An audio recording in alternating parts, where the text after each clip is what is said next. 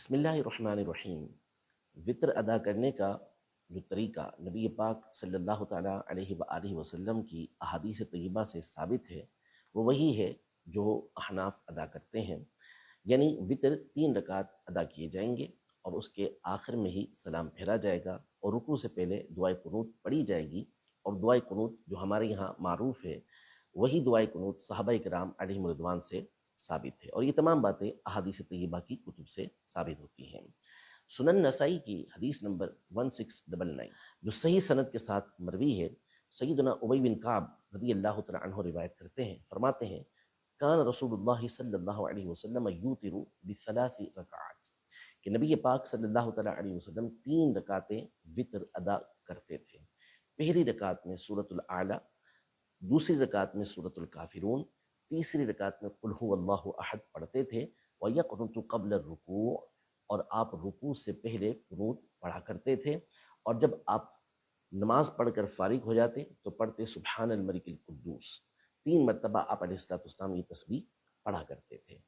یہ 1699 کی روایت ہے، اور اسی طرح سنن نسائی کی 1710 1701 حدیث مبارکہ بالکل یہی الفاظ کے ساتھ مروی ہے، اور اس میں حضرت ابی بن کعب رضی اللہ تعالیٰ عنہ روایت کرتے ہوئے فرماتے ہیں کہ وَلَا يُسَلِّمُ إِلَّا فِي آخِرِهِنَّ، کہ نبی پاک صلی اللہ تعالیٰ علیہ وآلہ وسلم وطر میں آخر میں سلام پھیرا کرتے تھے، یعنی دوسری رکعت پہ سلام نہیں پھیرتے تھے، تیسری رکعت پہ جا کے سلام پھیرا کرتے تھے۔ تو ان دونوں احادیث طیبہ سے واضح ہو گیا کہ نبی پاک صلی اللہ تعالیٰ علیہ وسلم 3 رکعتیں وطر ادا کرتے تھے۔ مصنف ابن ابی شیبہ میں بہت ساری روایات اور آثار اور احادیث طیبہ امام ابو بکر ابن ابی شیبہ رحمۃ اللہ تعالیٰ علیہ اس حوالے سے لے کر آئے ہیں، ان میں سے چند ایک ملاحظہ فرمائیں۔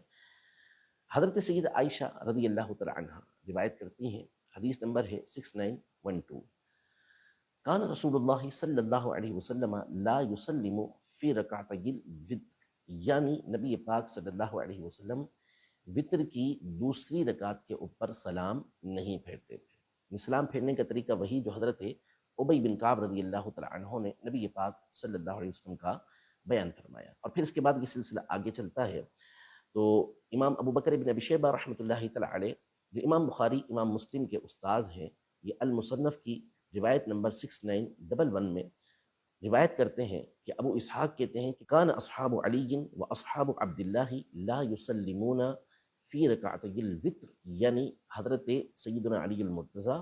رضی اللہ تعالیٰ عنہ اور حضرت سیدنا عبداللہ ابن مسعود رضی اللہ تعالیٰ عنہ کے جتنے شاگرد تھے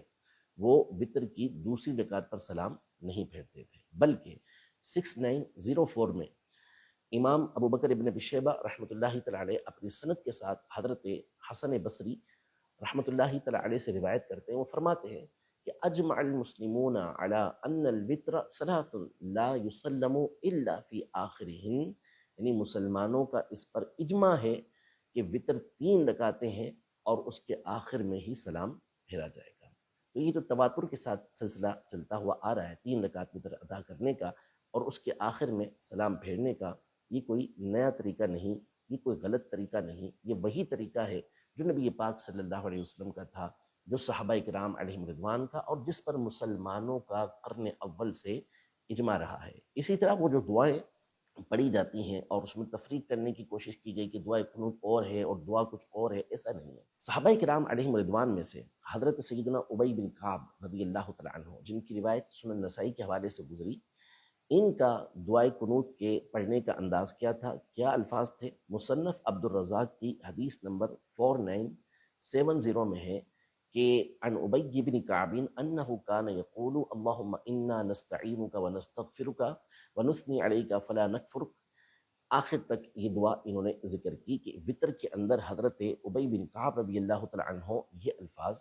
پڑھا کرتے تھے۔ اسی طرح مصنف ابن ابی شیبہ کی روایت نمبر 6965 میں حضرت عبداللہ ابن مسعود رضی اللہ تعالیٰ عنہ کے حوالے سے ابو عبد الرحمن روایت کرتے ہیں،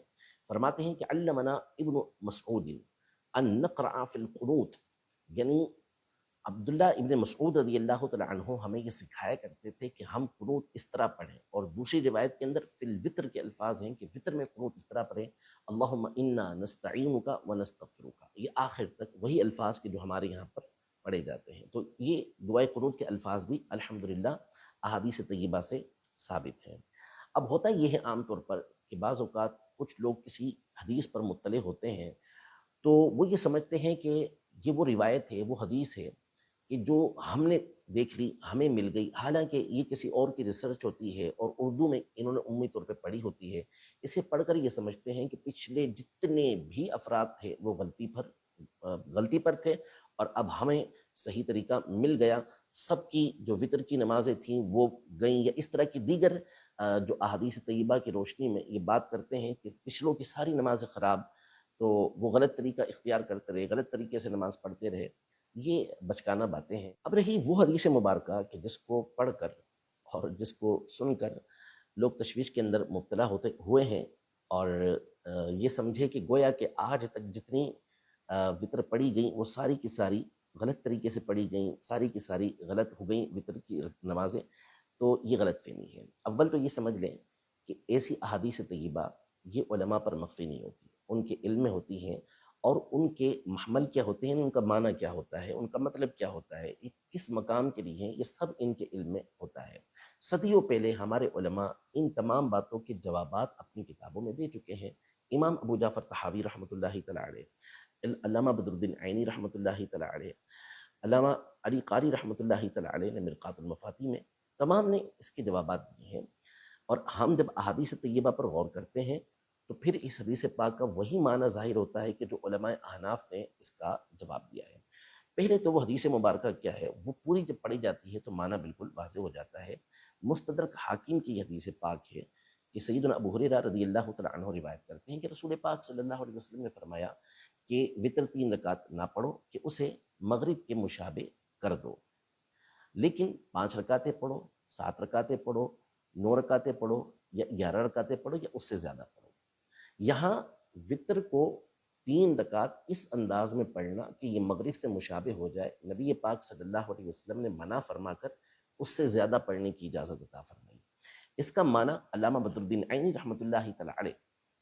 عمدۃ القاری میں یہ ارشاد فرماتے ہیں کہ اس کا مطلب یہ ہے کہ لا توتروا بثلاث رکعات وحدها من غیر ان يتقدمها شیء من التطوع، یعنی مغرب کی وطر کی رکعتیں جو ہیں ان کو اس انداز میں نہ پڑھو، 3 رکعتیں اس انداز میں نہ پڑھو کہ اس سے پہلے کوئی نفل نہ ہو، بلکہ اس سے پہلے 2 رکعتیں، 4 رکعتیں، 6 رکعتیں، 8 رکعتیں، 10 رکعتیں یہ ہونی چاہیے، کیونکہ مغرب سے پہلے نفل نہیں ہوتے۔ جب مغرب سے پہلے نفل نہیں ہے تو اب اس انداز میں وطر ادا نہ کرو کہ وطر سے پہلے بھی نفل نہ ہو، کیونکہ یہ نبی پاک صلی اللہ تعالیٰ علیہ وسلم کا جو طریقہ ہے اس کے برخلاف ہے۔ آپ صلی اللہ علیہ وسلم عمومی طور پر جو آپ پڑھتے تھے اس میں وطر سے پہلے نوافل ہوتے تھے۔ عام طور پہ نبی پاک صلی اللہ علیہ وسلم کا وطر پڑھنا یہ تہجد میں ہوتا تھا، اور پہلے آپ تہجد کی نماز ادا کرتے، پھر اس کے بعد آپ وطر ادا کیا کرتے تھے۔ تو اول تو اس حدیث پاک سے خود اس کی تائید ہو رہی ہے کہ زیادہ رکعتیں پڑھنے کا حکم ارشاد فرمایا۔ پھر اس کے بعد صحیح بخاری شریف میں نبی پاک صلی اللہ تعالیٰ علیہ وآلہ وسلم کا جو معمول سیدتنا عائشہ رضی اللہ تعالیٰ عنہا نے بیان کیا کتاب التہجد کے اندر بہت تفصیل کے ساتھ ہے کہ آپ صلی اللہ علیہ وسلم کبھی 8 رکعتیں پڑھتے پھر وطر پڑھتے، کبھی 6 رکعتیں پڑھتے اس کے بعد وطر پڑھتے، کبھی آپ 4 رکعتیں پڑھتے اس کے بعد وطر پڑھتے، کبھی آپ صلی اللہ علیہ وسلم 10 رکعتیں پڑھتے اس کے بعد وطر ادا کرتے۔ تو طریقہ کار یہ تھا کہ اس انداز میں وطر کو ادا کرو، اور مسند احمد کی ایک سند قوی کے ساتھ حدیث پاک ہے، حدیث نمبر 3271، اور اس کا بہت بڑا حصہ یہ صحیح بخاری صحیح مسلم کے اندر بھی موجود ہے کہ سیدنا عبداللہ ابن عباس رضی اللہ تعالیٰ عنہ فرماتے ہیں کہ نبی پاک صلی اللہ علیہ وسلم رات میں کھڑے ہوئے، یعنی بیدار ہوئے، اور آپ نے مسواک فرمائی، پھر اس کے بعد آپ نے 2 رکعتیں پڑھی، پھر آپ نے آرام فرمایا، پھر آپ کھڑے ہوئے، پھر آپ نے مسواک فرمائی اور وضو کیا، 2 رکعتیں پڑھی، حتیٰ کہ آپ نے 6 رکعتیں ادا کی، ثم اوتر بثلاث، اس کے بعد آپ نے 3 رکعتیں وطر ادا کی، یعنی پہلے نوافل پڑھے پھر اس کے بعد 3 رکعت وطر ادا کر رہے ہیں۔ تو اب نبی پاک صلی اللہ علیہ وسلم کے معمول سے یہ بات بالکل واضح ہو جاتی ہے کہ مغرب کے مشابہ نہ پڑھنا، مغرب کی طرح نہ پڑھنے کا مطلب یہ ہے کہ جس طرح مغرب سے پہلے نوافل نہیں ہوتے ایسا وطر میں نہیں ہونا چاہیے، وطر کے اندر اس سے پہلے کچھ نہ کچھ رکعتیں، 2 رکعتیں، 4 رکعتیں، 6 رکعتیں یہ پڑھ لینا چاہیے۔ تو جب آپ ان تمام تر احادیث طیبہ کو دیکھیں گے تو معنی بالکل واضح ہو جائے گا، ورنہ تو پھر احادیث میں نعوذ باللہ آپ کو تعرض نظر آئے گا۔ تو علم حاصل کرنا چاہیے، اور بالکل حاصل کرنا چاہیے کہ یہ حکم ہے، اور الحمدللہ علماء اس کی ترغیب ہمیشہ دلاتے رہے، لیکن علم ہمیشہ علم والوں سے حاصل کرنا چاہیے۔ جو طریقہ کار ہے، جو درست راستہ ہے، اسی انداز میں علم حاصل کرنا چاہیے، ورنہ پھر گمراہی کی طرف